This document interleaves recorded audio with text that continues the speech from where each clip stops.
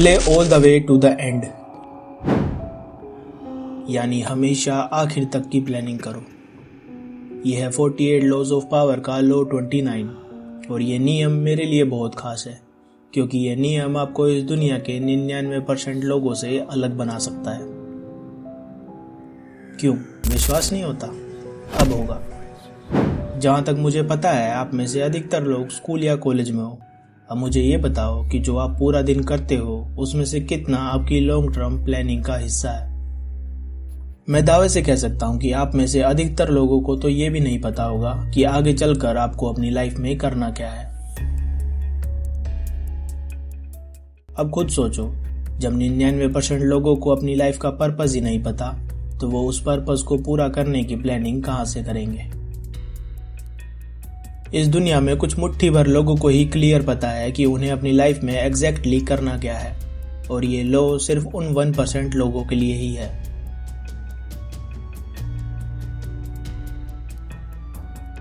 Robert Greene इस नियम के जरिए कहते हैं कि अपनी लाइफ में एक बड़ा गोल सेट करो और उस गोल को पूरा करने के लिए स्टेप बाय स्टेप प्लान बनाओ और हमेशा अपनी नज़र एंड गोल पर रखो और छोटी मोटी जीत से खुश होकर अपने लॉन्ग टर्म प्लान्स को सैक्रिफाइस मत करो, जैसा कि एक चेस के खेल में होता है।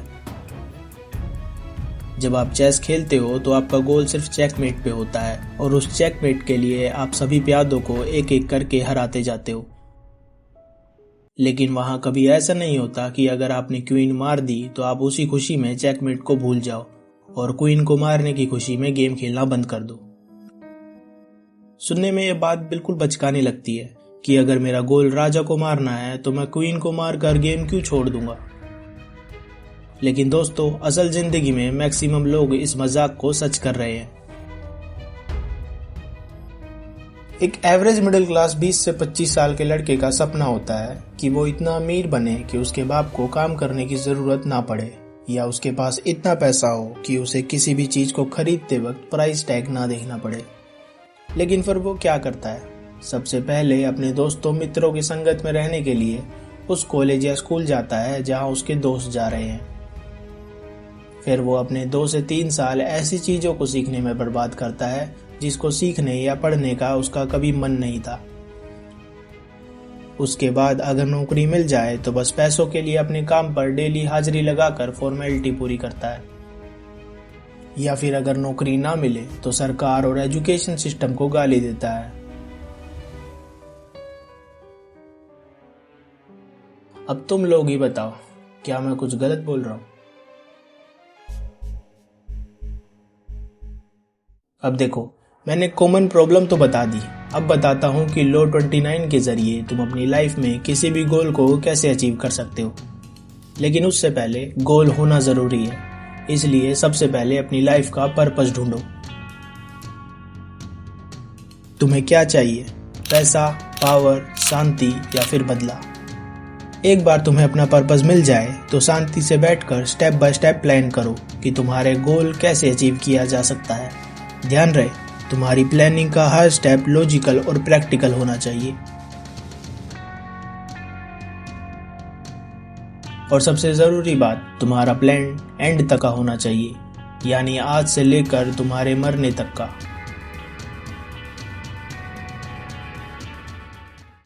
चलो एक प्रैक्टिकल एग्जांपल के जरिए बताता हूं कि प्लानिंग कैसे की जाती है।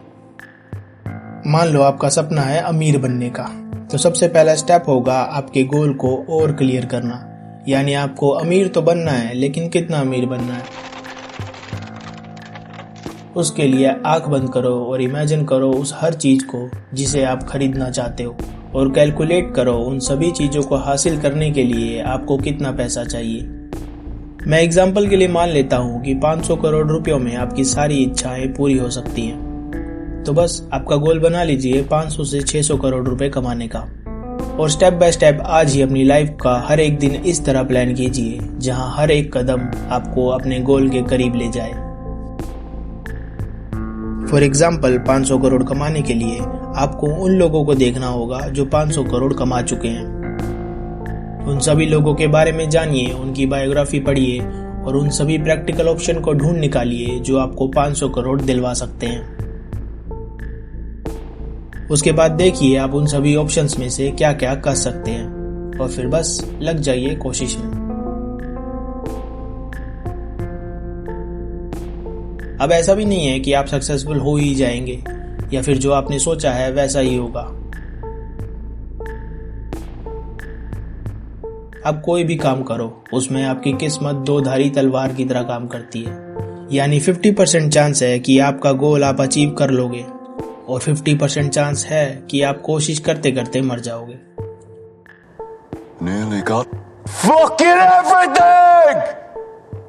लेकिन एक बात की गारंटी है, चाहे आप हारो या जीतो, जब आप मरोगे तो संतुष्ट होकर मरोगे, क्योंकि आपने अपनी पूरी लाइफ उस चीज में लगाई होगी जो आप सच में पाना चाहते थे।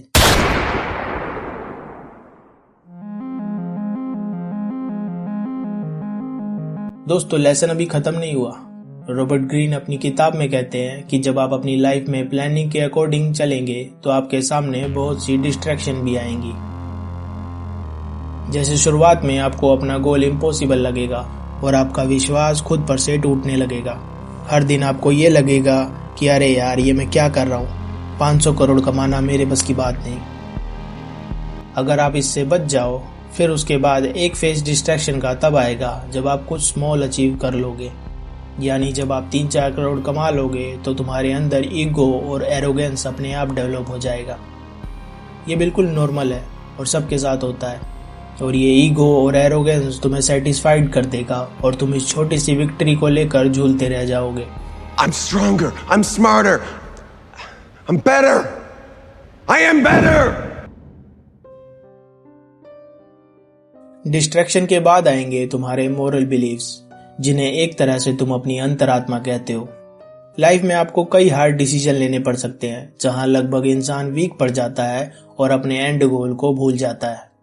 फॉर एग्जाम्पल, एक टाइम ऐसा भी आ सकता है जहां तुम्हें 500 करोड़ तक पहुंचने के लिए अपनी सबसे प्यारी चीज को कुर्बान करना पड़े।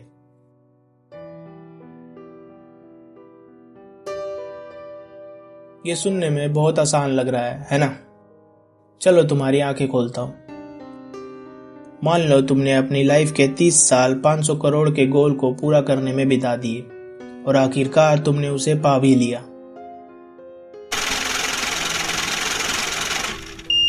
लेकिन एक दिन एक किडनैपर तुम्हारी बेटी को किडनैप कर लेता है और कहता है कि तुम्हारी हर प्रॉपर्टी को बेचकर जो भी पैसा मिले उसे अपने हाथों से जला दो, वरना तुम्हारी बेटी के भी 500 टुकड़े होंगे और हर एक टुकड़ा डेली तुम्हारे घर पर पार्सल होगा। अब बताओ तुम क्या बचाओगे? 500 करोड़ जो तुमने पूरी जिंदगी लगाकर कमाया है, या तुम्हारी एकलौती बेटी जिसको अगर तुम बचा भी लाए तो तुम इतने गरीब हो चुके होगे कि तुम्हारी खुद की बेटी तुम्हारी गरीबी से नफरत करेगी और एक न एक दिन बोल ही देगी कि इस गरीबी से अच्छा तो मौत है। ये देखो जी, ये हाथ भी उठा रही है साथ साथ। ये देखो अपने बाप को कह रही है साला। ये देखो जी, ये लैंग्वेज है इसकी, ये इसको सिखाया जा रहा है और ये कर रही है। आप में से 99% लोग फिर भी अपनी बेटी को ही चुनेंगे, ये कहते हुए कि पैसा तो और आ जाएगा।